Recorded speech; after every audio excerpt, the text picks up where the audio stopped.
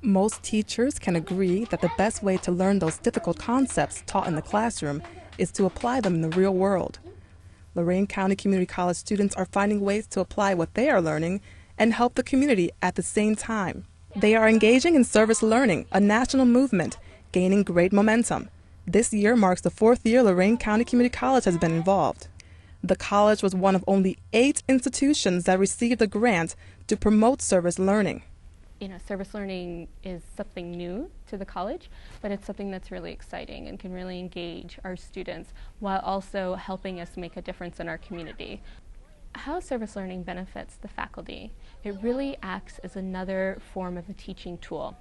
As a learning or teaching pedagogy, it helps learners with different learning styles, students with different learning styles, really connect what they're learning in the classroom out into real life situations.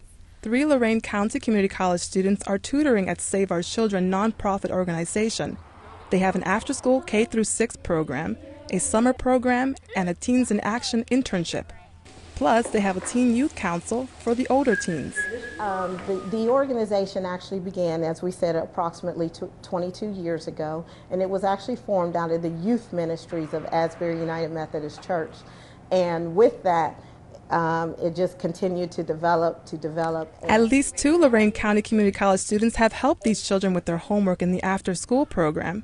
Another Lorain County Community College student helped to create a group that takes children outside and gets them active. Frank Whitfield, a Lorain County Community College education major, helped to create Eden Vision back in the spring of 2009.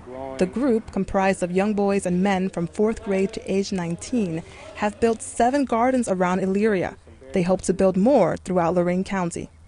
When I heard about a service learning opportunity in 2009, last spring, it just made so much sense to get that learning experience outside of the classroom.